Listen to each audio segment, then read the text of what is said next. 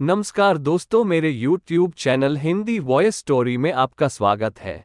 बीरबल ने चोर को पकड़ा। अकबर बीरबल की कहानी। एक बार एक व्यापारी अपने किसी काम से कुछ दिनों के लिए प्रदेश से दूर गया हुआ था। जब वो अपना काम खत्म करके घर पहुंचा, तो देखता है कि उसकी पूरी तिजोरी खाली है। उसकी मेहनत की सारी कमाई चोरी हो चुकी है।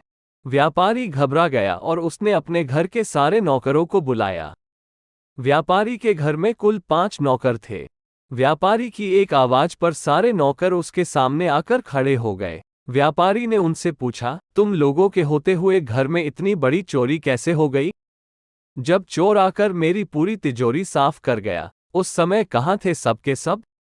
एक नौकर ने जवाब दिया, हमें नहीं पता ये चोरी कब हुई मालिक।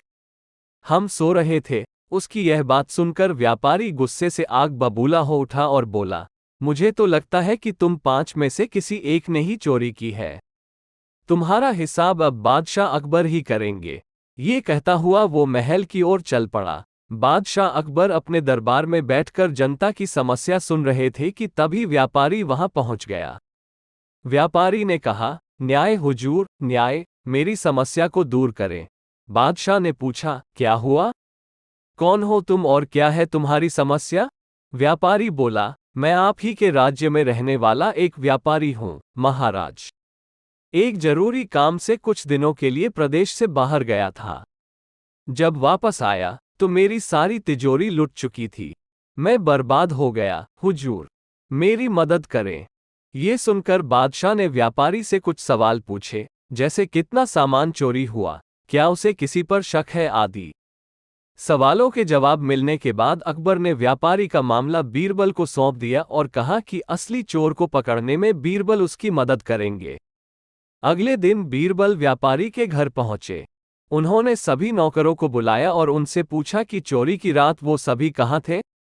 सभी ने कहा कि वो व्यापारी के घर में ही रहते हैं और उस रात भी व्यापारी के घर में ही सो रहे थे। बीरबल ने उनकी बात मान ली और कहा, आप सभी को परेशान होने की जरूरत नहीं है। मेरे हाथ में ये 5 जादुई लकड़ियां हैं। मैं आप सभी को एक एक लकड़ी दूंगा।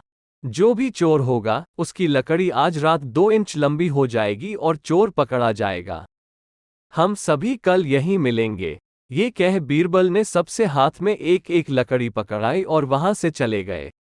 दिन ढल गया। अगले दिन बीरबल फिर से व्यापारी के घर पहुंचे और उन्होंने सभी नौकरों को अपनी अपनी लकड़ी के साथ बुलाया। जब बीरबल ने सबकी लकड़ी देखी, तो उन्होंने देखा कि एक नौकर की लकड़ी 2 इंच छोटी है। बस फिर क्या था? बीरबल ने तुरंत सिपाहियों को उस नौकर को पकड़ने का आदेश दिया। व्यापारी इस पूरी घटना को समझ नहीं पाया और असमंजस से बीरबल की तरफ देखने लगा। बीरबल ने व्यापारी को समझाया कि कोई लकड़ी जादुई नहीं थी, लेकिन चोर को इस बात का डर था कि उसकी लकड़ी 2 इंच बड़ी हो जाएगी और इस डर से उसने अपनी लकड़ी को 2 इंच काट दिया और वह पकड़ा गया।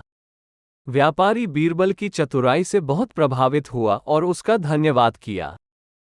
सीख: गलत काम चाहे जितना भी चतुराई से किया जाए, लेकिन वो सभी की नजरों में आ जाता है और उसका अंजाम हमेशा बुरा ही होता है। दोस्तों, इस कहानी को सुनने और देखने के लिए धन्यवाद। अधिक कहानियों के लिए मेरे YouTube चैनल को लाइक, सब्सक्राइब और शेयर करें। Thank you friends, keep watching Hindi voice story.